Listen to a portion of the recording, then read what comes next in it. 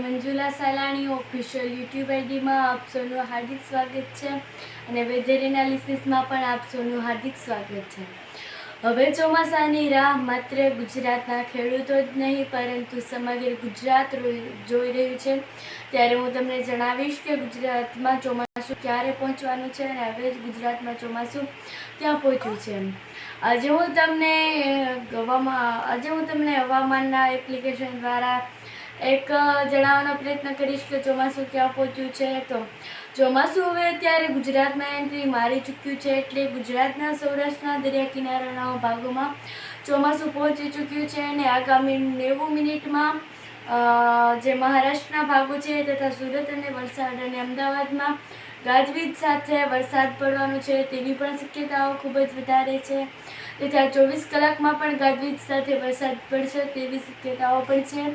તથા અત્યારે સમગ્ર ગુજરાતમાં ગરમીનું પ્રમાણ ખૂબ જ વધારે છે।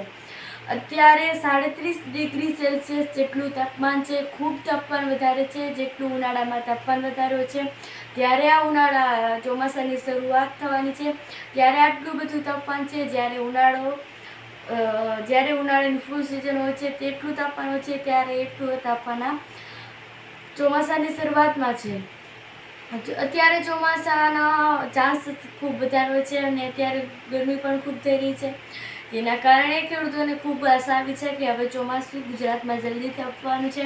અને આ આશાઓ જેણે વ્યક્ત કરી છે તે પણ આશાઓ ખૂબ જ સારી છે અને સાચી પણ છે કે ગુજરાતમાં ચોમાસું હવે જલ્દી પધારવાનું છે અને ગુજરાતના ખેડૂતો માટે ખુશીઓ લાવવાનું છે। ચોમાસું હવે ધીમે ધીમે ગુજરાત તરફ આવી જ રહ્યું છે અને ગુજરાતમાં આજે આગામી 24 કલાકમાં વરસાદ થવાનો છે। અમદાવાદ, સુરેન્દ્રનગર, વલસાડ, છોટાઉદેપુર, દાહોદ અને બીજા અન્ય જિલ્લાઓમાં પણ વરસાદ થવાનો છે। સૌરાષ્ટ્રના દરિયા કિનારાઓમાં વરસાદ થવાનો છે, મોરબીમાં પણ વરસાદ થવાનો છે અને કચ્છમાં પણ હવે લગભગ આવતીકાલે વરસાદ થવાનો છે અને પરમ દિવસે પણ ગુજરાતમાં હવે લગભગ એટલે કે સંપૂર્ણ ગુજરાતમાં વરસાદ થઈ જવાનો છે અને ગુજરાતમાં હવે લગભગ ચોમાસું આવવાનું છે અને લગભગ હવે મહત્તમ ગુજરાતમાં વરસાદ થઈ જવાનો છે અને ગુજરાતના ખેડૂતો માટે ખુશીના સમાચાર લઈને આવવાનું છે। અને આ ચોમાસું હવે માત્ર થોડું ઘણું ચોમાસું નહીં પરંતુ આ જે સિસ્ટમ બની હતી તે ખૂબ જ એક મોટી અને તાકાતવાર સિસ્ટમ હતી અને તે તાકાતવાર સિસ્ટમ ગુજરાત પર આવવાની છે અને તેનો પ્રહાર ગુજરાત પર થવાનો છે અને ગુજરાતના ખેડૂતો માટે તે ખુશીનો વરસાદ છે। અને હવે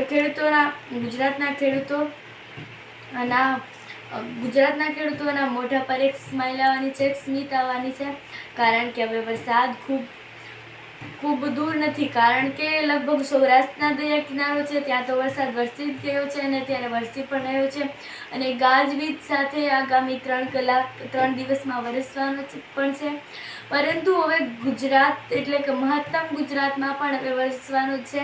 અને આ વિડીયોમાં આટલું જ, મળીએ આવતા વિડીયોમાં। નમસ્કાર અને વિડીયો જોવા બદલ આભાર।